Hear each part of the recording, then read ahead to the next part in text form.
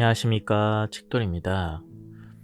오늘 소개해드릴 책은 사랑하라, 그리고 나를 잃지 않도록입니다.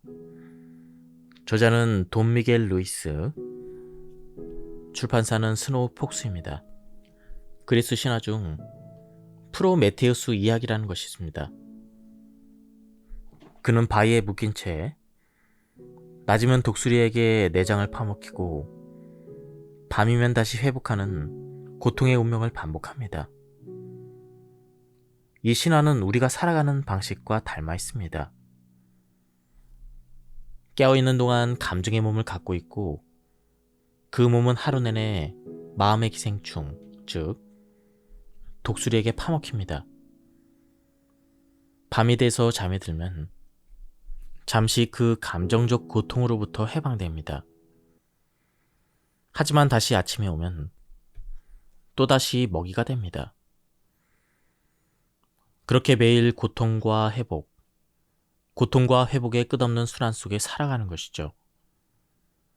그러다 마침내 프로메테우스에게 헤라클레스가 나타나 사슬을 끊어주고 그를 고통에서 해방시킵니다.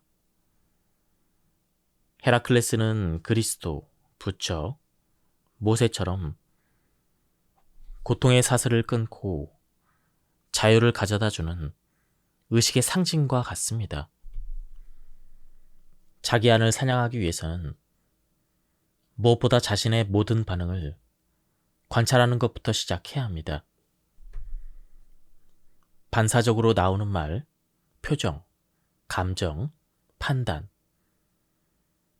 그 하나하나를 의식적으로 바라보는 것이죠. 그리고 서서히 삶의 패턴을 하나씩 바꿔가야 합니다. 이것은 단순한 습관의 수정이 아닙니다. 꿈이 지배하는 삶으로부터 자유를 얻기 위한 전쟁입니다. 포식자와의 전쟁, 그 한가운데 진실이 있습니다. 내면의 기생충은 하루 24시간 내내 활동합니다. 그렇다면 우리도 24시간 내내 깨어 있어야 합니다. 마음의 기생충이 가진 가장 큰 무기는 그것이 나를 너무도 잘 안다는 점입니다. 숨을 곳이 없습니다. 기생충은 우리가 다른 사람 앞에서 변명할 때조차도 우리를 심판합니다. 혼자 있을 때는 더 심각합니다. 끊임없이 판단하고 비난하고 죄책감을 씌웁니다. 지옥 같은 관계에서는 상대 안의 기생충이 내 기생충과 손을 잡고 나를 공격합니다. 이때 나는 나 자신의 기생충뿐 아니라 상대의 기생충까지 함께 상대해야 합니다. 그러나 이 사실을 깨닫는 순간 상황은 바뀔 수가 있습니다. 상대에게 더 많은 연민이 생깁니다. 상대가 자신의 기생충을 스스로 다룰 수 있도록 허용할 수 있습니다. 그리고 상대가 자유를 향해 한 걸음 나아갈 때마다 함께 기뻐할 수 있습니다. 상대가 화를 내거나 슬퍼하거나 질투심을 느낄 때 지금 마주한 존재가 내가 사랑하는 그 사람이 아님을 알게 됩니다. 상대를 붙잡고 있는 것은 마음의 기생충입니다. 이 사실을 알고 상대에게 어떤 일이 벌어지고 있는지를 이해하게 된다면 상대가 스스로 해결할 수 있도록 공간을 줄 수가 있습니다. 나는 내 몫만 책임지면 됩니다. 그러면 상대의 반응을 내 탓으로 여기지 않게 됩니다. 이것은 관계를 훨씬 더 편안하고 건강하게 만듭니다. 상대가 하는 행동은 결코 나를 향한 것이 아닙니다. 상대는 지금 자신의 내면과 싸우고 있을 뿐입니다. 이 사실을 개인적 문제로 받아들이지 않는다면 두 사람 사이의 관계는 훨씬 더 아름다워질 수가 있습니다. 당신의 몸을 들여다보면 수십억 개의 생명들이 당신에게 의존하고 있다는 사실을 알 수가 있습니다.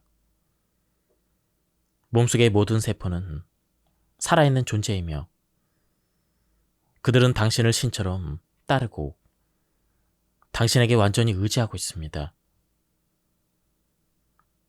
이 존재들에 대해서 당신은 책임이 있습니다.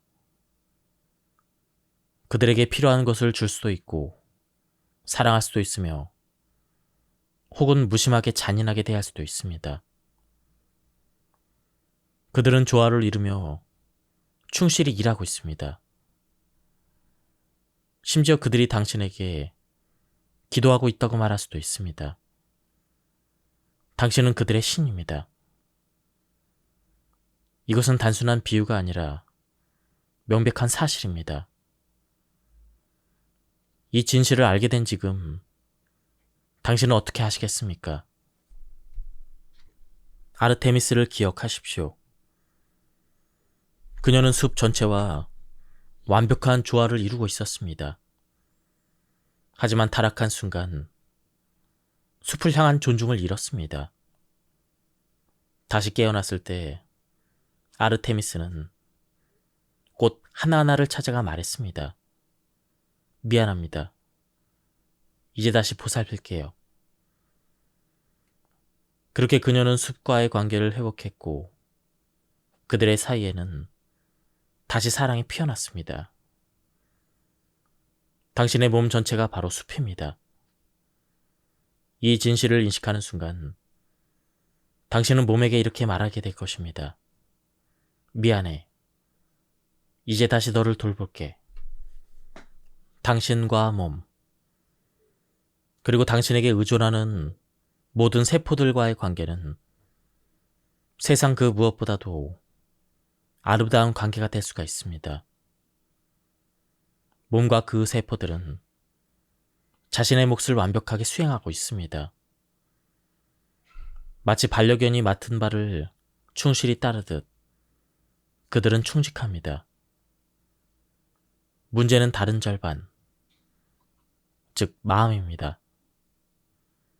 몸은 제 역할을 다하고 있지만 마음은 몸을 학대하고 함부로 대하며 때로는 가혹하게 몰아붙입니다. 고양이나 강아지를 대하는 방식을 떠올려 보십시오. 만약 당신이 자기 몸을 반려동물 대하듯 사랑으로 대할 수 있다면 그것이 바로 사랑임을 알게 될 것입니다. 몸은 마음으로부터 오는 모든 사랑을 기꺼이 받아들이려 합니다. 하지만 마음은 이렇게 말합니다. 나는 이 코가 마음에 안 들어. 귀는 너무 크고 몸은 너무 뚱뚱하고 다리는 너무 짧아. 마음은 몸에 대해서 끊임없는 부정적인 생각을 만들어냅니다. 당신의 몸은 있는 그대로 완벽합니다. 그러나 우리는 옳고 그름, 선과 악, 아름다움과 추함에 대한 수많은 개념들을 가지고 있습니다. 그것들은 단지 개념일 뿐입니다. 하지만 우리는 그것을 진실처럼 믿습니다. 바로 거기에 문제가 있습니다. 마음속에 자리 잡은 완벽함의 이미지 때문에 몸이 특정한 모습이어야 한다고 기대하고 특정한 방식으로 행동해야 한다고 강요합니다. 몸은 우리에게 완전히 충성하고 있음에도 우리는 그런 몸을 거부합니다. 몸이 한계 때문에 어떤 일을 하지 못하더라도 그것은 결코 태만이 아닙니다.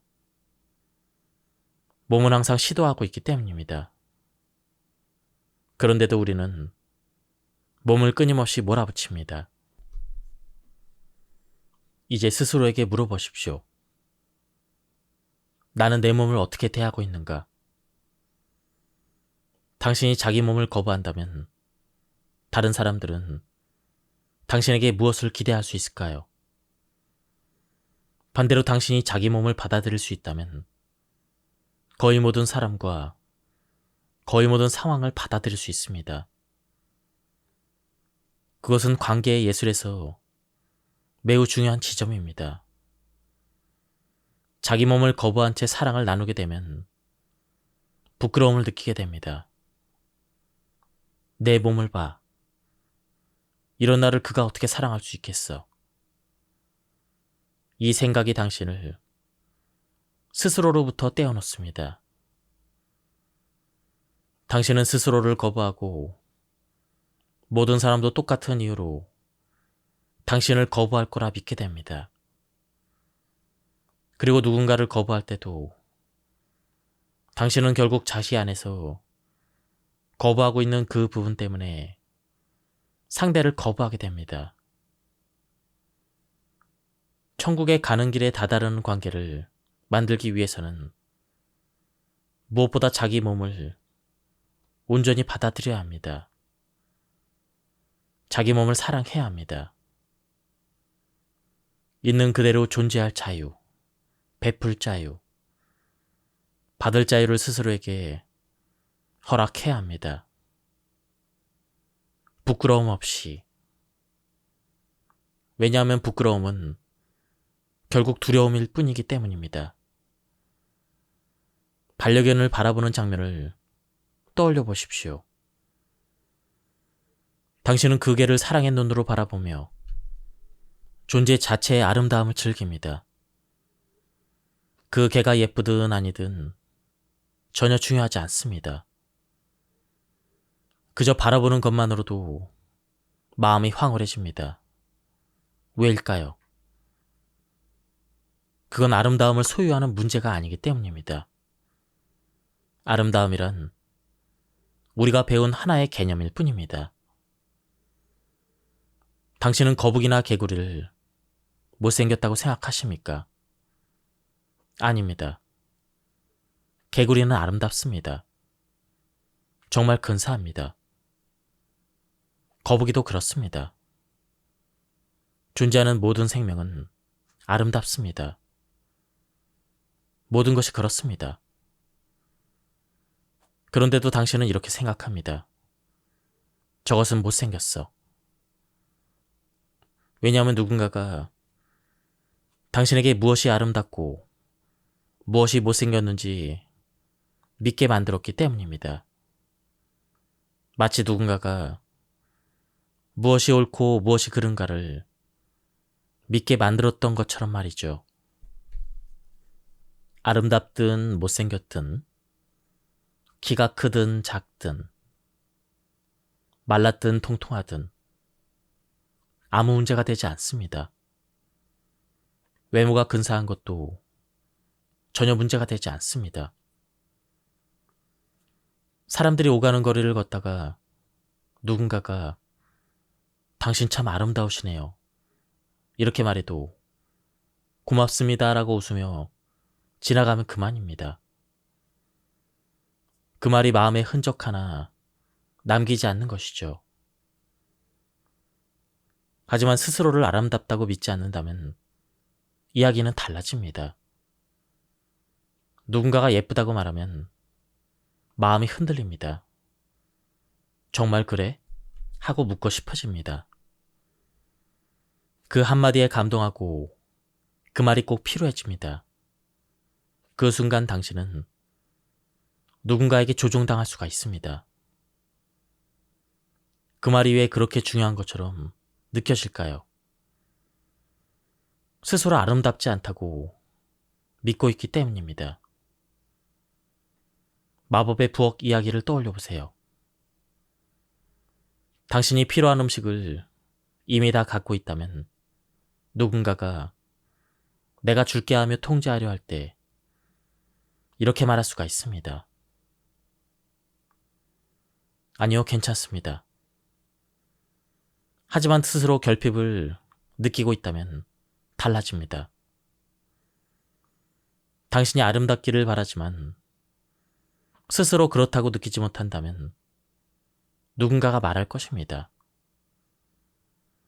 내가 당신이 얼마나 아름다운지 매일 말해줄게요. 대신 당신의 마음은 내게 열어주세요. 그럼 당신은 말하게 됩니다. 예, 제발 저에게 아름답다고 말해주세요. 왜냐하면 그 말이 당신을 채워줄 수 있다고 믿고 있기 때문입니다. 중요한 것은 타인의 모든 의견이 아니라 내 마음이 뭐라고 말하느냐입니다. 나는 내 마음이 뭐라고 하든 그 자체로 아름답습니다. 이것은 진실입니다. 내가 아름다워지기 위해서 해야 할 일은 없습니다. 이미 내 안에는 필요한 모든 아름다움이 존재합니다. 누구에게도 어떤 의무도 지지 않아도 됩니다. 내가 아름답기 위해서 다른 사람의 인정을 받아야 할 이유도 없습니다. 사람들은 저마다의 방식으로 세상을 봅니다. 누군가 나를 보고 아름답다고 생각하든 그렇지 않든 내가 내 아름다움을 알고 받아들인다면 그들의 시선은 나를 흔들 수 없습니다. 우리는 늙는 것을 거부합니다. 그리고 누군가가 나이가 들었다는 이유만으로 더 이상 아름답지 않다고 믿습니다. 하지만 이 믿음은 완전히 잘못된 것입니다. 갓 태어난 아기를 떠올려 보세요. 그 아이는 아무것도 하지 않아도 아름답습니다. 그렇다면 나이가 들었다는 이유만으로 아름다움을 잃는다는 것은 진실이 아닙니다. 문제는 우리가 쓰고 있는 감정의 렌즈입니다. 그 렌즈를 통해 우리는 무엇이 아름다운지, 무엇이 아름답지 않은지를 판단합니다. 우리는 수많은 판단과 프로그램 속에서 살아갑니다. 그 프로그램들은 우리의 삶을 조종합니다.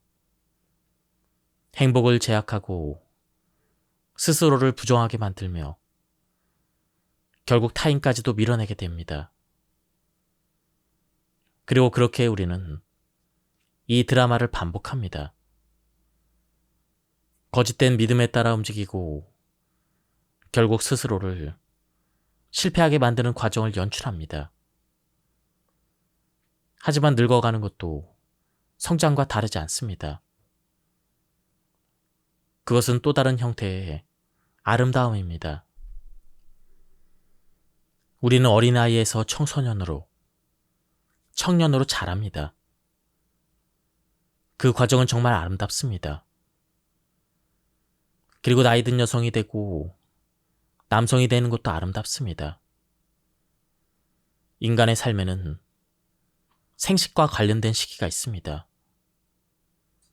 그 시기 동안 우리는 자연스럽게 성적으로 매력적이고 싶어 합니다. 자연이 그렇게 설계했기 때문입니다. 그러나 그 시기가 지나면 더 이상 그런 방식의 매력을 유지할 필요는 없습니다. 그렇다고 해서 우리가 아름답지 않다는 뜻은 아닙니다. 아름다움은 결코 나이에 갇히는 것이 아닙니다. 나는 내가 믿는 그대로의 존재입니다. 지금 이대로 존재하면 됩니다. 나는 내 아름다움을 느끼고 그것을 온전히 즐길 권리가 있습니다. 내 몸을 존중하고 있는 그대로 받아들일 수가 있습니다. 나는 누구의 사랑도 필요하지 않습니다. 사랑은 외부에서 오는 것이 아닙니다. 사랑은 내 안에 존재합니다. 언제나 그 자리에 있습니다. 다만 내가 만들어낸 안개의 장벽이 그 사랑을 가릴 뿐입니다. 내 안에 있는 아름다움을 느낄 수 있을 때 비로소 세상 밖에 있는 아름다움도 눈에 들어옵니다. 나는 무엇이 아름답고 무엇이 아름답지 않다고 믿고 있습니다. 그 믿음이 나를 정의합니다.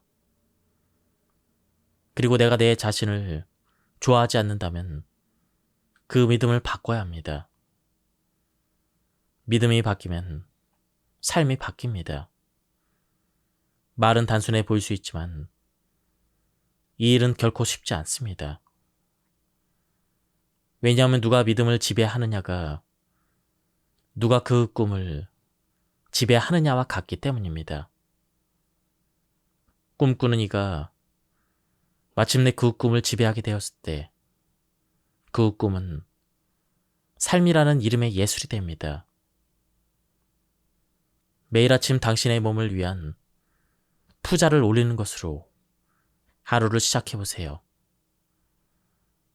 인도에서는 다양한 신과 여신을 위해 푸자를 드립니다. 신상 앞에서 절을 올리고 꽃을 바치고 음식을 올리며 사랑과 공경을 표현합니다. 왜냐하면 그 조각상은 신을 상징하기 때문입니다. 당신의 몸도 마찬가지입니다. 당신의 몸은 그 자체로 신성이 깃든 공간입니다. 매일 당신도 당신의 몸에 헌신적인 사랑을 바칠 수가 있습니다. 샤워를 하거나 목욕을 할 때 그저 씻는 시간이 아니라 존중과 감사를 담아 몸을 대하는 시간이 될 수가 있습니다. 음식을 먹을 때도 한 입 베어 물고 눈을 감아보세요. 그 음식은 단순한 끼니가 아니라 당신의 몸에 바치는 선물입니다. 이렇게 매일 실천해 나간다면 점점 더 몸을 향한 사랑을 배우게 되고 다시는 자신을 거부하지 않게 될 것입니다. 그렇게 자신의 몸을 경외하는 날, 당신은 어떤 감정을 느끼게 될까요? 완전히 자신을 받아들이게 되었을 때 당신의 몸은 말할 수 없이 소중하고 사랑스럽게 느껴질 것입니다. 그리고 당신은 진심으로 행복할 것입니다. 눈은 당신의 감정을 드러내는 창입니다. 당신은 지금의 감정 상태로 세상을 봅니다. 화가 난 눈으로 세상을 바라보면 모든 것이 분노로 물든 것처럼 보이죠. 질투에 사로잡힌 눈으로 보면 다른 사람의 행복조차 불편하게 느껴집니다. 왜냐하면 질투의 시선으로 세상을 보고 있기 때문입니다. 광기에 휩싸인 상태라면 모든 것이 성가시고 짜증스럽고 견딜 수 없게 느껴집니다. 슬픔에 잠겨 있다면 하늘에서 내리는 비조차 슬픔의 이유가 됩니다. 조그마한 소리 하나에도, 작은 일 하나에도 눈물이 납니다. 하지만 진실은 비는 그저 비일 뿐입니다. 소리는 그저 소리일 뿐입니다. 세상은 해석되지 않아도 그 자체로 존재합니다. 그러나 우리가 감정의 눈으로 세상을 보기 때문에 모든 것을 감정의 언어로 받아들이게 됩니다. 그리고 그 언어는 언제나 내 마음 안에서 만들어집니다. 사랑의 눈으로 세상을 바라보면 당신은 가는 곳마다 사랑을 발견하게 됩니다. 나무도 사랑으로 이루어졌고 동물도 사랑으로 이루어졌으며 물조차 사랑으로 이루어졌습니다. 사랑으로 인식하는 순간 당신의 의지는 다른 꿈꾸는 사람의 의지와 연결됩니다. 두 사람의 꿈은 하나가 됩니다. 사랑의 눈으로 바라보면 당신은 새와 하나가 되고 자연과 하나가 되며 사람과도 모든 존재와도 하나가 됩니다. 그러면 당신은 독수리의 눈으로 세상을 볼 수가 있습니다. 당신이 곧 날개가 되고 비가 되고 구름이 되기도 합니다. 그 모든 것과 하나가 됩니다. 하지만 이렇게 되기 위해서는 두려움으로 가득 찬 마음을 비워야 합니다. 사랑의 눈으로 바라보는 방법을 배워야 합니다. 당신의 의지를 단련해 아주 강해지면 다른 이의 의지와도 하나로 연결될 수가 있습니다. 그때 당신은 진짜 날개를 갖게 됩니다. 아니면 바람이 돼서 이곳에도 가고 저곳에도 가며 구름을 밀어내고 햇빛이 비치게 할 수도 있습니다. 이것이 사랑의 힘입니다. 마음과 몸의 피로가 충족되면 눈은 자연스럽게 사랑으로 세상을 바라보기 시작합니다. 우리는 어디서든 신을 보게 됩니다. 심지어 다른 사람 안에 있는 마음의 기생충 너머에도 신의 흔적을 볼 수가 있습니다. 모든 인간 안에는 모세가 백성에게 약속했던 약속의 땅이 존재합니다. 그 약속의 땅은 인간 정신 영역 안에 있습니다. 하지만 그곳은 오직 사랑을 위한 비옥한 마음에서만 존재할 수가 있습니다. 왜냐하면 그곳의 신이 머물기 때문입니다. 인간의 마음은 누구에게나 비옥한 땅입니다. 그러나 그 땅은 시기나 분노, 질투, 두려움 같은 마음의 기생충들이 자라나는 곳이기도 합니다. 당신이 스스로에게 하는 모든 거짓말을 믿지 마십시오. 그것은 당신이 선택해서 얻은 것이 아니라 무의식적으로 그렇게 믿게 된 것일 수가 있습니다. 가령 나는 충분하지 않다. 나는 강하지 않다. 나는 똑똑하지 않다. 이런 말을 믿지 마십시오. 나는 행복할 자격이 없다. 나는 사랑받을 자격이 없다. 나는 아름답지 않다. 이것도 믿지 마십시오. 고통을 주는 믿음을 믿지 마십시오. 귀와 마음을 열어 잘 들으십시오. 당신의 마음이 당신을 행복으로 이끄는 소리를 들을 수 있을 때, 그때 선택하고 그 선택을 따르십시오. 하지만 단지 당신이 그렇게 말했다는 이유만으로 자신을 믿지 마십시오. 당신이 믿고 있는 것의 거의 모든 것은 거짓입니다. 그것은 진실이 아닙니다.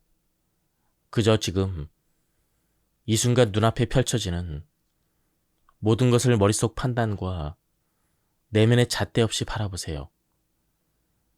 그것만이 진짜입니다. 바람이 부는 것은 그저 바람이 부는 것입니다. 태풍이 오고 있나 보군. 드디어 가을이 오려나? 이것이 아니라 그저 바람이 불고 있는 것. 그 자체만이 진실입니다. 그러니 두 번째 규칙은 이렇습니다. 자신의 생각, 마음, 믿음. 그 모든 것이 진실일 것으로 믿지 마십시오. 세 번째 규칙은 이것입니다. 다른 사람을 믿지 마십시오. 다른 사람들도 끊임없이 거짓을 말합니다. 그것은 의도적일 수도, 무의식적일 수도 있습니다. 당신이 감정적인 상처 없이 단지 인정받기 위해 타인의 말을 믿을 필요가 없는 상태가 되면 모든 것을 훨씬 더 명확하게 볼 수가 있습니다. 그것이 맞는지 아닌지, 흑인지 백인지, 지금의 진실인지 거짓인지 분명하게 구분할 수가 있습니다. 이 세상에서 지금 진실인 것이 몇 분 뒤에는 진실이 아닐 수가 있습니다. 지금 거짓인 것이 몇 분 뒤에는 진실이 될 수가 있습니다. 모든 것은 빠르게 변합니다. 그러나 당신이 깨어 있다면 그 변화를 분명히 볼 수가 있습니다. 다른 사람의 말을 듣는 그대로 믿지 마십시오. 그들의 마음도 수천 번 달라지며 그 순간에 융합된 생각과 마음의 감정으로 말한 것일 뿐 그것은 언제나 변할 수가 있습니다. 누군가 이렇게 말할 수가 있습니다. 나는 이 세상 밖에서 온 영혼이며 세상을 구할 사명으로 이곳에 왔다. 이런 말을 믿지 마십시오. 누구도 이 세상을 구하러 올 필요가 없습니다. 세상은 살아있는 존재입니다. 하나의 생명체이며 우리 모두를 합친 것보다 더 지혜롭습니다. 우리가 세상은 구원받아야 한다라고 믿는 순간 누군가 나타나 이렇게 말할지도 모릅니다. 해송이 오고 있어. 지구를 떠나야 한다. 죽으면 해송에 실려 천국에 갈 수가 있다. 이런 신화들을 믿지 마십시오. 당신만의 천국은 당신이 창조하는 것입니다. 누구도 대신 만들어줄 수 없습니다. 오직 상식만이 당신을 당신의 행복과 창조로 이끌 것입니다. 세 번째 규칙은 어렵습니다. 우리는 본능적으로 타인을 믿고 싶어 하기 때문입니다. 그러나 믿지 마십시오. 나를 믿으십시오. 자신을 믿으십시오. 그리고 누구도 믿지 마십시오. 믿지 않으면 그저 이 순간을 보고 이 순간에 있으면 이 환상의 세계에서 진실이 아닌 것은 연기처럼 사라집니다. 모든 것은 그저 있는 그대로 있는 것일 뿐입니다. 진실은 정당화할 필요도 설명할 필요도 없습니다. 진실은 누구의 지지도 필요하지 않습니다. 그러나 거짓말은 다릅니다. 거짓말은 당신의 지지를 필요로 합니다. 첫 번째 거짓말을 떠받기 위해 다른 거짓말을 만들고 그 거짓말을 지탱하기 위해 또 다른 거짓말을 만듭니다. 그렇게 거짓 위에 거짓이 쌓여서 하나의 거대한 구조물이 됩니다. 강아지나 고양이를 키워본 적이 있다면 그 동물과 어떤 관계를 맺었는지 떠올려 보세요. 예를 들어 개와의 관계를 생각해 봅시다. 강아지는 당신과 완벽한 관계를 맺는 법을 알고 있습니다. 무언가 잘못되었을 때 당신이 어떻게 반응하는지, 어떻게 반응을 하든 강아지는 강아지일 뿐입니다. 당신이 무엇을 하든 그저 당신을 사랑합니다. 아무런 기대도 하지 않습니다. 참 멋진 일 아닌가요? 하지만 여자친구나 남자친구, 아내나 남편은 어떨까요? 그들은 기대하는 것도 많고 그 기대는 끊임없이 변합니다. 강아지는 자기의 몫의 관계를 책임집니다. 관계의 절반은 이미 완벽합니다. 그건 강아지의 몫입니다. 당신이 집에 들어오면 꼬리를 흔들고 숨을 헐떡이며 당신을 반깁니다. 언제나 똑같습니다. 강아지는 자신이 해야 될 일을 완벽히 해냅니다. 당신도 당신의 몫을 거의 완벽하게 수행합니다. 먹이고 돌보고 함께 놀아주며 무조건적인 사랑을 줍니다. 강아지를 위해서라면 무엇이든 하려고 합니다. 그래서 둘 사이의 관계는 완벽해집니다. 대부분의 사람이 이렇게 반려동물과의 관계는 쉽게 상상합니다. 그런데 왜 남자나 여자 같은 이런 관계를 잘 생각하지 못할까요? 혹시 지금 완벽하지 않은 남자나 여자와 함께 있나요? 그렇다면 강아지와 강아지로 존재하는 것을 자연스럽게 받아들이듯 그 사람도 그 존재를 그대로 받아들여야 합니다. 당신은 강아지를 더 좋은 개로 만들기 위해 책임지지 않습니다. 강아지도 당신에게 더 좋은 인간, 더 좋은 주인이 되라고 요구하지 않습니다. 그런데 왜 우리는 그녀를 그녀 그대로, 그를 그대로 받아들이지 못할까요? 왜 굳이 바꾸려 할까요? 아마 이렇게 생각될지도 모릅니다. 하지만 내가 올바른 사람과 함께 있는 게 아니라면요? 이는 매우 중요한 질문입니다. 맞습니다. 자신에게 맞는 사람을 선택하는 일은 중요합니다. 그렇다면 올바른 사람이란 누구일까요? 당신과 같은 방향으로 바라보는 사람입니다. 감정적으로, 신체적으로, 경제적으로, 영적으로 조화를 이루는 사람입니다. 그렇다면 어떻게 할 수 있을까요? 상상해 봅시다. 당신이 남자라고 가정해 보세요. 어떤 여자가 당신을 선택하려 합니다. 100명의 여자가 남자를 찾고 있는데 그들 모두가 당신을 후보로 본다면 과연 몇 명에게 당신이 맞는 사람일까요? 정답은 알 수 없습니다. 그래서 탐색해야 하고 때로는 위험도 감수해야 합니다. 하지만 한 가지 확실한 것이 있습니다. 당신이 그녀를 있는 그대로 사랑할 수 있고 단 하나도 바꾸고 싶은 마음이 들지 않는다면 그 여자가 바로 당신에게 맞는 사람이라는 사실입니다. 그런 여자를 만나고 동시에 당신도 그녀에게 맞는 남자라면 당신은 정말 행운아입니다. 당신이 그녀에게 맞는 사람이 되려면 그녀 역시 당신을 있는 그대로 사랑해야 합니다. 당신을 바꾸려 하지 않아야 하며 당신이 보여준 모습, 당신이 한 말을 신뢰할 수 있어야 합니다. 그녀 또한 자신의 모습을 숨기지 않고 솔직하게 드러낼 수 있어야 합니다. 처음에는 좋은 척하다가 나중에 전혀 다른 모습을 보이는 그런 일은 있어서는 안 됩니다. 당신을 사랑하는 사람은 당신을 있는 그대로 사랑합니다. 만약 누군가 당신을 바꾸려 한다면 그것은 당신이 그 사람이 원하는 사람이 아니라는 뜻입니다. 그렇다면 왜 함께 있으려는 걸까요? 강아지를 보세요. 강아지는 사랑하는 일을 어렵지 않게 하고 있습니다. 강아지는 우리를 판단하지 않기 때문입니다. 그저 조건 없이 사랑합니다. 이것은 아주 중요한 사실입니다.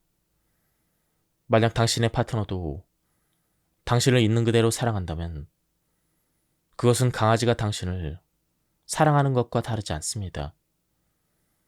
당신은 그 앞에서 자유롭게 자신을 드러낼 수가 있습니다. 당신은 이미 완전한 존재입니다. 파트너도 마찬가지입니다. 마치 강아지가 그 자체로 완전한 것처럼 파트너를 사랑과 존중으로 대할 때 그 혜택을 받는 사람은 바로 당신입니다.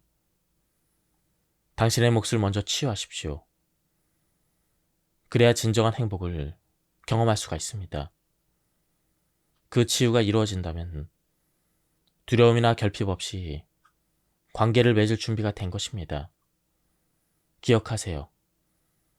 당신은 오직 당신의 몫만 치유할 수가 있습니다.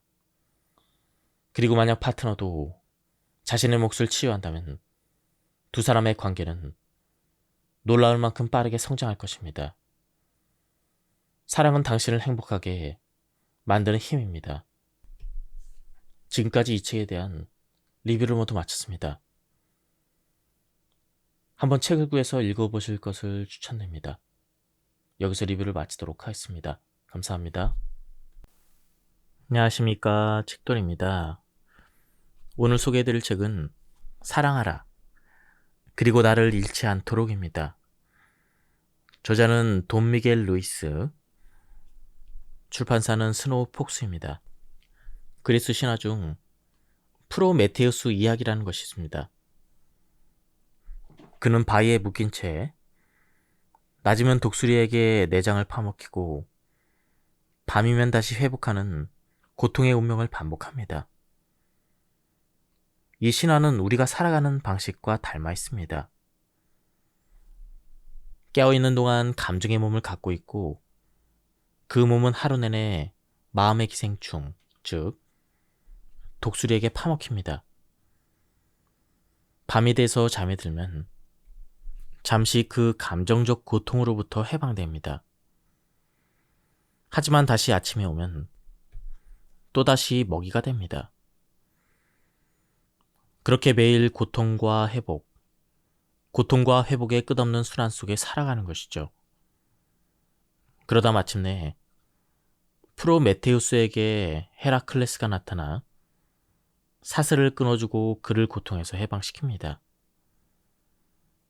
헤라클레스는 그리스도, 부처, 모세처럼 고통의 사슬을 끊고 자유를 가져다주는 의식의 상징과 같습니다. 자기 안을 사냥하기 위해서는 무엇보다 자신의 모든 반응을 관찰하는 것부터 시작해야 합니다. 반사적으로 나오는 말, 표정, 감정, 판단, 그 하나하나를 의식적으로 바라보는 것이죠. 그리고 서서히 삶의 패턴을 하나씩 바꿔가야 합니다. 이것은 단순한 습관의 수정이 아닙니다. 꿈이 지배하는 삶으로부터 자유를 얻기 위한 전쟁입니다. 포식자와의 전쟁, 그 한가운데 진실이 있습니다. 내면의 기생충은 하루 24시간 내내 활동합니다. 그렇다면 우리도 24시간 내내 깨어 있어야 합니다. 마음의 기생충이 가진 가장 큰 무기는 그것이 나를 너무도 잘한다는 점입니다. 숨을 곳이 없습니다. 기생충은 우리가 다른 사람 앞에서 변명할 때조차도 우리를 심판합니다. 혼자 있을 때는 더 심각합니다. 끊임없이 판단하고 비난하고 죄책감을 씌웁니다. 지옥 같은 관계에서는 상대 안의 기생충이 내 기생충과 손을 잡고 나를 공격합니다. 이때 나는 나 자신의 기생충뿐 아니라 상대의 기생충까지 함께 상대해야 합니다. 그러나 이 사실을 깨닫는 순간 상황은 바뀔 수가 있습니다. 상대에게 더 많은 연민이 생깁니다. 상대가 자신의 기생충을 스스로 다룰 수 있도록 허용할 수 있습니다. 그리고 상대가 자유를 향해 한 걸음 나아갈 때마다 함께 기뻐할 수 있습니다. 상대가 화를 내거나 슬퍼하거나 질투심을 느낄 때 지금 마주한 존재가 내가 사랑하는 그 사람이 아님을 알게 됩니다. 상대를 붙잡고 있는 것은 마음의 기생충입니다. 이 사실을 알고 상대에게 어떤 일이 벌어지고 있는지를 이해하게 된다면 상대가 스스로 해결할 수 있도록 공간을 줄 수가 있습니다. 나는 내 몫만 책임지면 됩니다. 그러면 상대의 반응을 내 탓으로 여기지 않게 됩니다. 이것은 관계를 훨씬 더 편안하고 건강하게 만듭니다. 상대가 하는 행동은 결코 나를 향한 것이 아닙니다. 상대는 지금 자신의 내면과 싸우고 있을 뿐입니다. 이 사실을 개인적 문제로 받아들이지 않는다면 두 사람 사이의 관계는 훨씬 더 아름다워질 수가 있습니다. 당신의 몸을 들여다보면 수십억 개의 생명들이 당신에게 의존하고 있다는 사실을 알 수가 있습니다. 몸속의 모든 세포는 살아있는 존재이며 그들은 당신을 신처럼 따르고 당신에게 완전히 의지하고 있습니다. 이 존재들에 대해서 당신은 책임이 있습니다. 그들에게 필요한 것을 줄 수도 있고 사랑할 수도 있으며 혹은 무심하게 잔인하게 대할 수도 있습니다. 그들은 조화를 이루며 충실히 일하고 있습니다. 심지어 그들이 당신에게 기도하고 있다고 말할 수도 있습니다. 당신은 그들의 신입니다. 이것은 단순한 비유가 아니라 명백한 사실입니다. 이 진실을 알게 된 지금 당신은 어떻게 하시겠습니까? 아르테미스를 기억하십시오. 그녀는 숲 전체와 완벽한 조화를 이루고 있었습니다. 하지만 타락한 순간 숲을 향한 존중을 잃었습니다. 다시 깨어났을 때 아르테미스는 꽃 하나하나를 찾아가 말했습니다. 미안합니다. 이제 다시 보살필게요. 그렇게 그녀는 숲과의 관계를 회복했고 그들의 사이에는 다시 사랑이 피어났습니다. 당신의 몸 전체가 바로 숲입니다. 이 진실을 인식하는 순간 당신은 몸에게 이렇게 말하게 될 것입니다. 미안해. 이제 다시 너를 돌볼게. 당신과 몸, 그리고 당신에게 의존하는 모든 세포들과의 관계는 세상 그 무엇보다도 아름다운 관계가 될 수가 있습니다. 몸과 그 세포들은 자신의 몫을 완벽하게 수행하고 있습니다. 마치 반려견이 맡은 바를 충실히 따르듯 그들은 충직합니다. 문제는 다른 절반, 즉 마음입니다. 몸은 제 역할을 다하고 있지만 마음은 몸을 학대하고 함부로 대하며 때로는 가혹하게 몰아붙입니다. 고양이나 강아지를 대하는 방식을 떠올려 보십시오. 만약 당신이 자기 몸을 반려동물 대하듯 사랑으로 대할 수 있다면 그것이 바로 사랑임을 알게 될 것입니다. 몸은 마음으로부터 오는 모든 사랑을 기꺼이 받아들이려 합니다. 하지만 마음은 이렇게 말합니다. 나는 이 코가 마음에 안 들어. 귀는 너무 크고 몸은 너무 뚱뚱하고 다리는 너무 짧아. 마음은 몸에 대해서 끊임없는 부정적인 생각을 만들어냅니다. 당신의 몸은 있는 그대로 완벽합니다. 그러나 우리는 옳고 그름, 선과 악, 아름다움과 추함에 대한 수많은 개념들을 가지고 있습니다. 그것들은 단지 개념일 뿐입니다. 하지만 우리는 그것을 진실처럼 믿습니다. 바로 거기에 문제가 있습니다. 마음속에 자리 잡은 완벽함의 이미지 때문에 몸이 특정한 모습이어야 한다고 기대하고 특정한 방식으로 행동해야 한다고 강요합니다. 몸은 우리에게 완전히 충성하고 있음에도 우리는 그런 몸을 거부합니다. 몸이 한계 때문에 어떤 일을 하지 못하더라도 그것은 결코 태만이 아닙니다. 몸은 항상 시도하고 있기 때문입니다. 그런데도 우리는 몸을 끊임없이 몰아붙입니다. 이제 스스로에게 물어보십시오. 나는 내 몸을 어떻게 대하고 있는가? 당신이 자기 몸을 거부한다면 다른 사람들은 당신에게 무엇을 기대할 수 있을까요? 반대로 당신이 자기 몸을 받아들일 수 있다면 거의 모든 사람과 거의 모든 상황을 받아들일 수 있습니다. 그것은 관계의 예술에서 매우 중요한 지점입니다. 자기 몸을 거부한 채 사랑을 나누게 되면 부끄러움을 느끼게 됩니다. 내 몸을 봐. 이런 나를 그가 어떻게 사랑할 수 있겠어? 이 생각이 당신을 스스로로부터 떼어놓습니다. 당신은 스스로를 거부하고 모든 사람도 똑같은 이유로 당신을 거부할 거라 믿게 됩니다.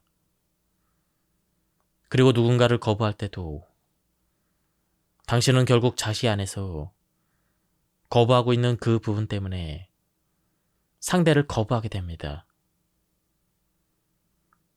천국에 가는 길에 다다르는 관계를 만들기 위해서는 무엇보다 자기 몸을 온전히 받아들여야 합니다.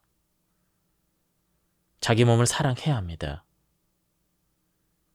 있는 그대로 존재할 자유, 베풀 자유, 받을 자유를 스스로에게 허락해야 합니다. 부끄러움 없이. 왜냐하면 부끄러움은 결국 두려움일 뿐이기 때문입니다. 반려견을 바라보는 장면을 떠올려 보십시오. 당신은 그 개를 사랑의 눈으로 바라보며 존재 자체의 아름다움을 즐깁니다. 그 개가 예쁘든 아니든 전혀 중요하지 않습니다. 그저 바라보는 것만으로도 마음이 황홀해집니다. 왜일까요? 그건 아름다움을 소유하는 문제가 아니기 때문입니다. 아름다움이란 우리가 배운 하나의 개념일 뿐입니다. 당신은 거북이나 개구리를 못생겼다고 생각하십니까? 아닙니다. 개구리는 아름답습니다. 정말 근사합니다. 거북이도 그렇습니다. 존재하는 모든 생명은 아름답습니다. 모든 것이 그렇습니다. 그런데도 당신은 이렇게 생각합니다. 저것은 못생겼어. 왜냐하면 누군가가 당신에게 무엇이 아름답고 무엇이 못생겼는지 믿게 만들었기 때문입니다. 마치 누군가가 무엇이 옳고 무엇이 그른가를 믿게 만들었던 것처럼 말이죠. 아름답든 못생겼든, 키가 크든 작든, 말랐든 통통하든 아무 문제가 되지 않습니다. 외모가 근사한 것도 전혀 문제가 되지 않습니다. 사람들이 오가는 거리를 걷다가 누군가가 당신 참 아름다우시네요.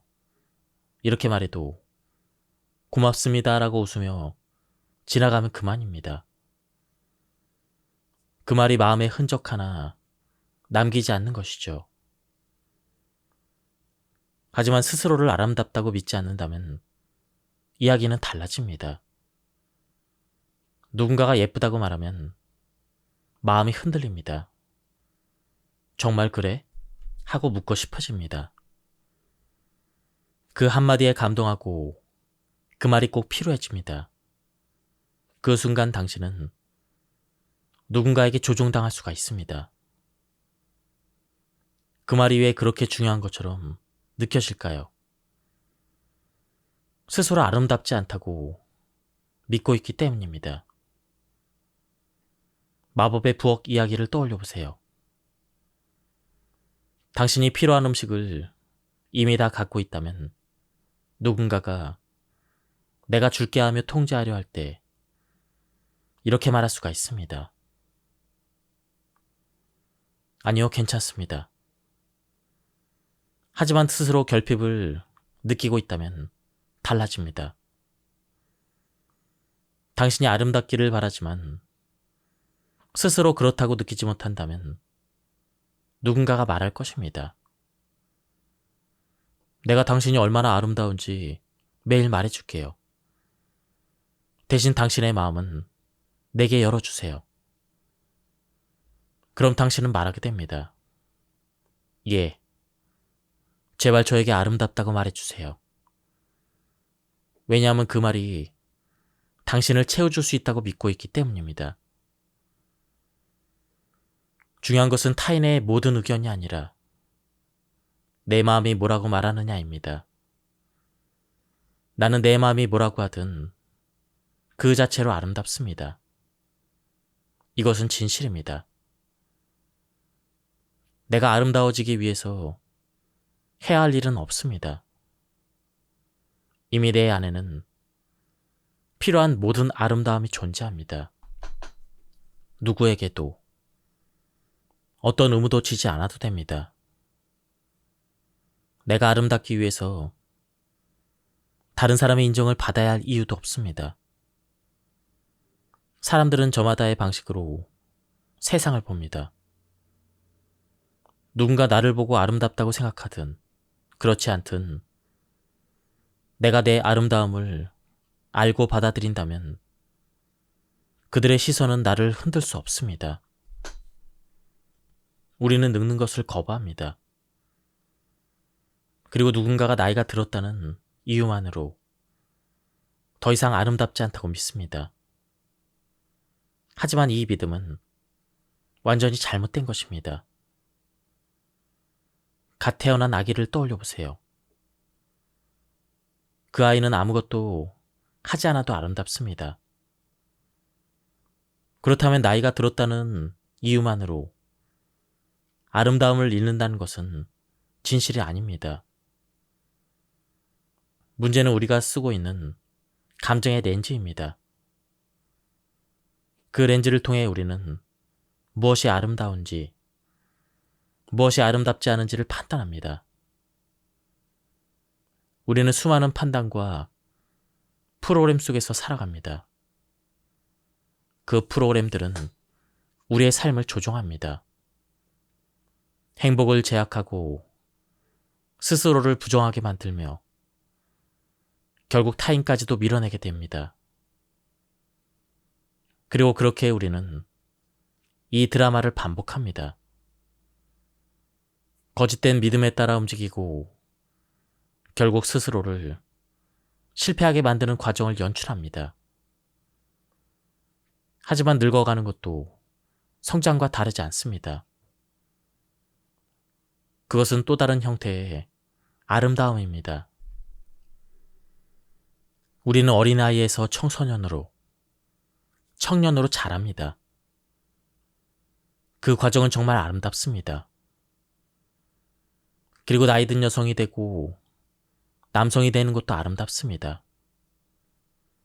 인간의 삶에는 생식과 관련된 시기가 있습니다. 그 시기 동안 우리는 자연스럽게 성적으로 매력적이고 싶어 합니다. 자연이 그렇게 설계했기 때문입니다. 그러나 그 시기가 지나면 더 이상 그런 방식의 매력을 유지할 필요는 없습니다. 그렇다고 해서 우리가 아름답지 않다는 뜻은 아닙니다. 아름다움은 결코 나이에 갇히는 것이 아닙니다. 나는 내가 믿는 그대로의 존재입니다. 지금 이대로 존재하면 됩니다.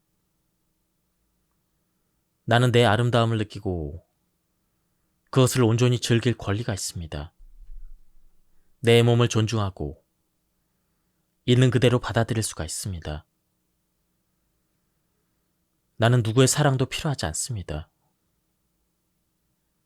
사랑은 외부에서 오는 것이 아닙니다.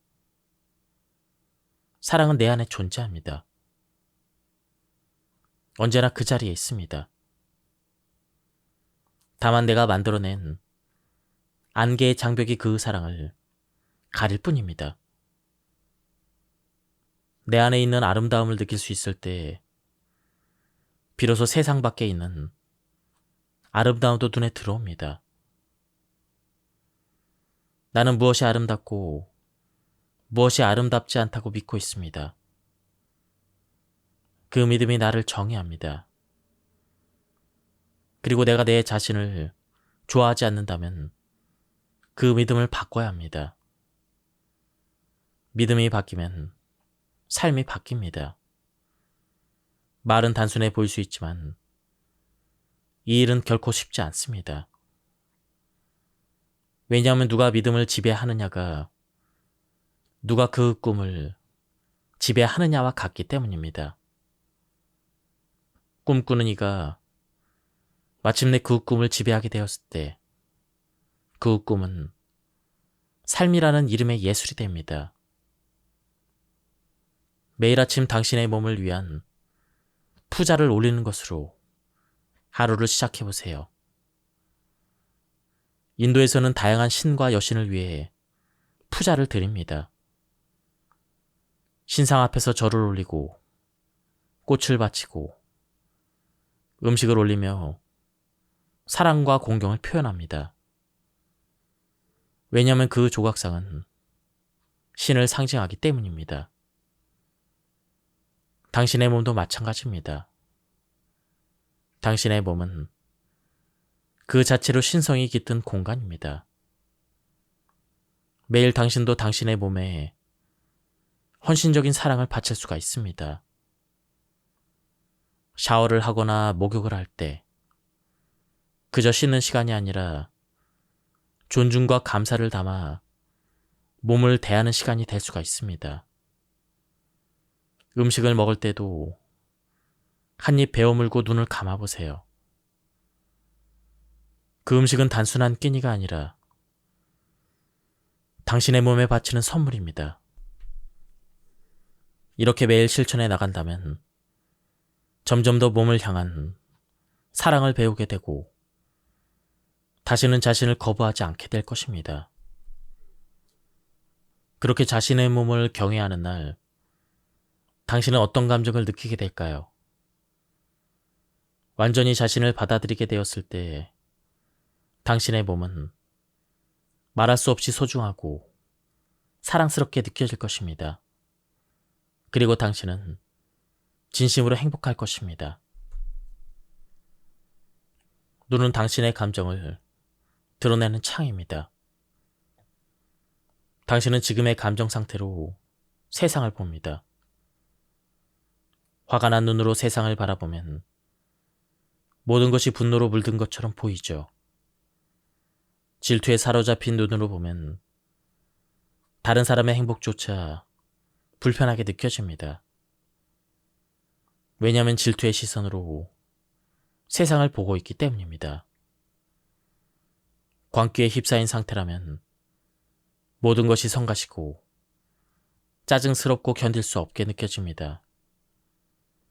슬픔에 잠겨 있다면 하늘에서 내리는 비조차 슬픔의 이유가 됩니다. 조그마한 소리 하나에도, 작은 일 하나에도 눈물이 납니다. 하지만 진실은 비는 그저 비일 뿐입니다. 소리는 그저 소리일 뿐입니다. 세상은 해석되지 않아도 그 자체로 존재합니다. 그러나 우리가 감정의 눈으로 세상을 보기 때문에 모든 것을 감정의 언어로 받아들이게 됩니다. 그리고 그 언어는 언제나 내 마음 안에서 만들어집니다. 사랑의 눈으로 세상을 바라보면 당신은 가는 곳마다 사랑을 발견하게 됩니다.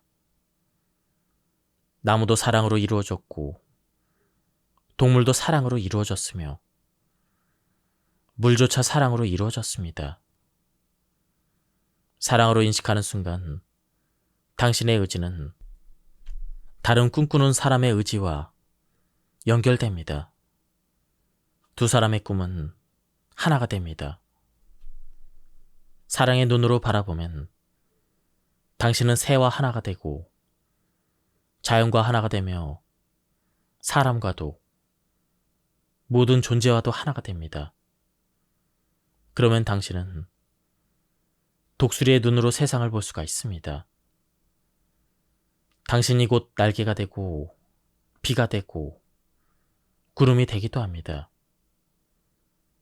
그 모든 것과 하나가 됩니다. 하지만 이렇게 되기 위해서는 두려움으로 가득 찬 마음을 비워야 합니다. 사랑의 눈으로 바라보는 방법을 배워야 합니다. 당신의 의지를 단련해 아주 강해지면 다른 이의 의지와도 하나로 연결될 수가 있습니다. 그때 당신은 진짜 날개를 갖게 됩니다. 아니면 바람이 돼서 이곳에도 가고 저곳에도 가며 구름을 밀어내고 햇빛이 비치게 할 수도 있습니다. 이것이 사랑의 힘입니다. 마음과 몸의 피로가 충족되면 눈은 자연스럽게 사랑으로 세상을 바라보기 시작합니다. 우리는 어디서든 신을 보게 됩니다. 심지어 다른 사람 안에 있는 마음의 기생충 너머에도 신의 흔적을 볼 수가 있습니다. 모든 인간 안에는 모세가 백성에게 약속했던 약속의 땅이 존재합니다. 그 약속의 땅은 인간 정신 영역 안에 있습니다. 하지만 그곳은 오직 사랑을 위한 비옥한 마음에서만 존재할 수가 있습니다. 왜냐하면 그곳에 신이 머물기 때문입니다. 인간의 마음은 누구에게나 비옥한 땅입니다. 그러나 그 땅은 시기나 분노, 질투, 두려움 같은 마음의 기생충들이 자라나는 곳이기도 합니다. 당신이 스스로에게 하는 모든 거짓말을 믿지 마십시오. 그것은 당신이 선택해서 얻은 것이 아니라 무의식적으로 그렇게 믿게 된 것일 수가 있습니다. 가령 나는 충분하지 않다. 나는 강하지 않다. 나는 똑똑하지 않다. 이런 말을 믿지 마십시오. 나는 행복할 자격이 없다. 나는 사랑받을 자격이 없다. 나는 아름답지 않다. 이것도 믿지 마십시오. 고통을 주는 믿음을 믿지 마십시오. 귀와 마음을 열어 잘 들으십시오. 당신의 마음이 당신을 행복으로 이끄는 소리를 들을 수 있을 때, 그때 선택하고 그 선택을 따르십시오. 하지만 단지 당신이 그렇게 말했다는 이유만으로 자신을 믿지 마십시오. 당신이 믿고 있는 것의 거의 모든 것은 거짓입니다. 그것은 진실이 아닙니다. 그저 지금 이 순간 눈앞에 펼쳐지는 모든 것을 머릿속 판단과 내면의 잣대 없이 바라보세요. 그것만이 진짜입니다. 바람이 부는 것은 그저 바람이 부는 것입니다. 태풍이 오고 있나 보군. 드디어 가을이 오르나? 이것이 아니라 그저 바람이 불고 있는 것. 그 자체만이 진실입니다. 그러니 두 번째 규칙은 이렇습니다. 자신의 생각, 마음, 믿음. 그 모든 것이 진실일 것으로 믿지 마십시오. 세 번째 규칙은 이것입니다. 다른 사람을 믿지 마십시오. 다른 사람들도 끊임없이 거짓을 말합니다. 그것은 의도적일 수도, 무의식적일 수도 있습니다. 당신이 감정적인 상처 없이 단지 인정받기 위해 타인의 말을 믿을 필요가 없는 상태가 되면 모든 것을 훨씬 더 명확하게 볼 수가 있습니다. 그것이 맞는지 아닌지, 흑인지 백인지, 지금의 진실인지 거짓인지 분명하게 구분할 수가 있습니다. 이 세상에서 지금 진실인 것이 몇 분 뒤에는 진실이 아닐 수가 있습니다. 지금 거짓인 것이 몇 분 뒤에는 진실이 될 수가 있습니다. 모든 것은 빠르게 변합니다. 그러나 당신이 깨어 있다면 그 변화를 분명히 볼 수가 있습니다. 다른 사람의 말을 듣는 그대로 믿지 마십시오. 그들의 마음도 수천 번 달라지며 그 순간에 융합된 생각과 마음의 감정으로 말한 것일 뿐, 그것은 언제나 변할 수가 있습니다. 누군가 이렇게 말할 수가 있습니다. 나는 이 세상 밖에서 온 영혼이며 세상을 구할 사명으로 이곳에 왔다. 이런 말을 믿지 마십시오. 누구도 이 세상을 구하러 올 필요가 없습니다. 세상은 살아있는 존재입니다. 하나의 생명체이며 우리 모두를 합친 것보다 더 지혜롭습니다. 우리가 세상은 구원받아야 한다라고 믿는 순간 누군가 나타나 이렇게 말할지도 모릅니다. 해송이 오고 있어. 지구를 떠나야 한다. 죽으면 해송에 실려 천국에 갈 수가 있다. 이런 실화들을 믿지 마십시오. 당신만의 천국은 당신이 창조하는 것입니다. 누구도 대신 만들어줄 수 없습니다. 오직 상식만이 당신을 당신의 행복과 창조로 이끌 것입니다. 세 번째 규칙은 어렵습니다. 우리는 본능적으로 타인을 믿고 싶어 하기 때문입니다. 그러나 믿지 마십시오. 나를 믿으십시오. 자신을 믿으십시오. 그리고 누구도 믿지 마십시오. 믿지 않으면 그저 이 순간을 보고 이 순간에 있으면 이 환상의 세계에서 진실이 아닌 것은 연기처럼 사라집니다. 모든 것은 그저 있는 그대로 있는 것일 뿐입니다. 진실은 정당화할 필요도 설명할 필요도 없습니다. 진실은 누구의 지지도 필요하지 않습니다. 그러나 거짓말은 다릅니다. 거짓말은 당신의 지지를 필요로 합니다. 첫 번째 거짓말을 떠받기 위해 다른 거짓말을 만들고 그 거짓말을 지탱하기 위해 또 다른 거짓말을 만듭니다. 그렇게 거짓 위에 거짓이 쌓여서 하나의 거대한 구조물이 됩니다. 강아지나 고양이를 키워본 적이 있다면 그 동물과 어떤 관계를 맺었는지 떠올려 보세요. 예를 들어 개와의 관계를 생각해 봅시다. 강아지는 당신과 완벽한 관계를 맺는 법을 알고 있습니다. 무언가 잘못되었을 때 당신이 어떻게 반응하는지, 어떻게 반응을 하든 강아지는 강아지일 뿐입니다. 당신이 무엇을 하든 그저 당신을 사랑합니다. 아무런 기대도 하지 않습니다. 참 멋진 일 아닌가요? 하지만 여자친구나 남자친구, 아내나 남편은 어떨까요? 그들은 기대하는 것도 많고 그 기대는 끊임없이 변합니다. 강아지는 자기의 몫의 관계를 책임집니다. 관계의 절반은 이미 완벽합니다. 그건 강아지의 몫입니다. 당신이 집에 들어오면 꼬리를 흔들고 숨을 헐떡이며 당신을 반깁니다. 언제나 똑같습니다. 강아지는 자신이 해야 될 일을 완벽히 해냅니다. 당신도 당신의 몫을 거의 완벽하게 수행합니다. 먹이고 돌보고 함께 놀아주며 무조건적인 사랑을 줍니다. 강아지를 위해서라면 무엇이든 하려고 합니다. 그래서 둘 사이의 관계는 완벽해집니다.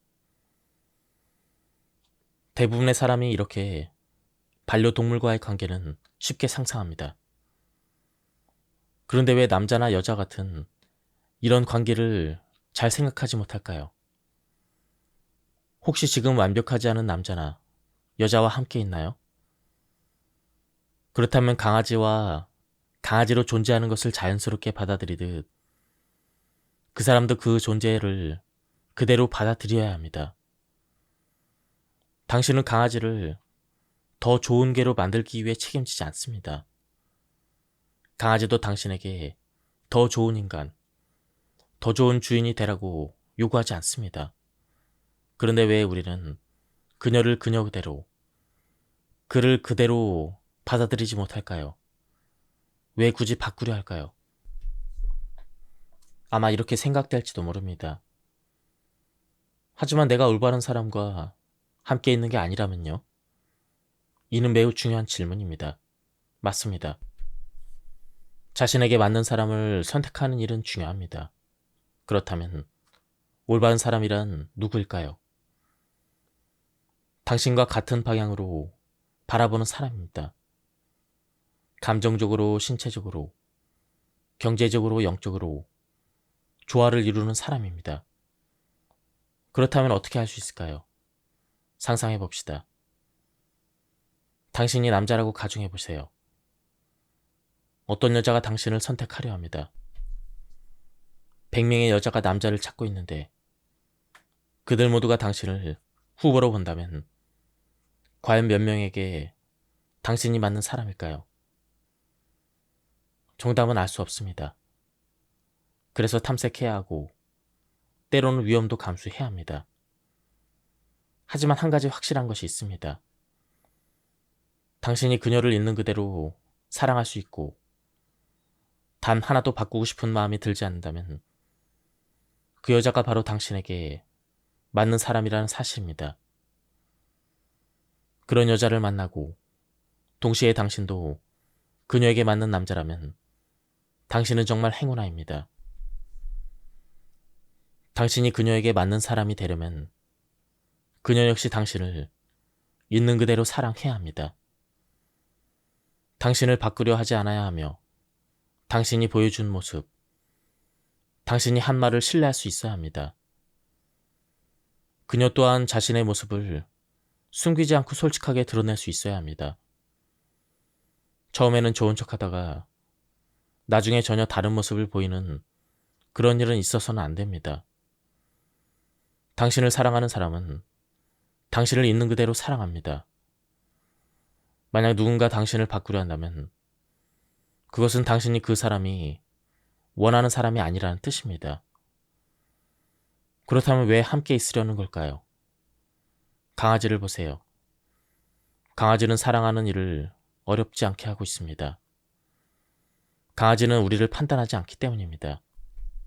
그저 조건 없이 사랑합니다. 이것은 아주 중요한 사실입니다. 만약 당신의 파트너도 당신을 있는 그대로 사랑한다면 그것은 강아지가 당신을 사랑하는 것과 다르지 않습니다.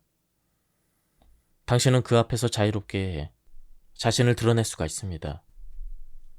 당신은 이미 완전한 존재입니다. 파트너도 마찬가지입니다.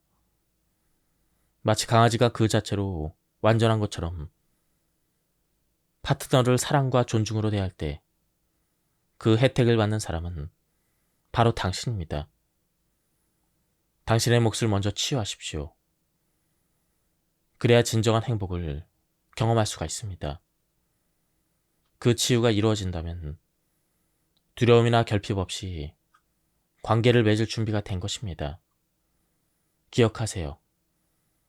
당신은 오직 당신의 몫만 치유할 수가 있습니다. 그리고 만약 파트너도 자신의 몫을 치유한다면 두 사람의 관계는 놀라울 만큼 빠르게 성장할 것입니다. 사랑은 당신을 행복하게 만드는 힘입니다. 지금까지 이 책에 대한 리뷰를 모두 마쳤습니다. 한번 책을 구해서 읽어보실 것을 추천드립니다. 여기서 리뷰를 마치도록 하겠습니다. 감사합니다.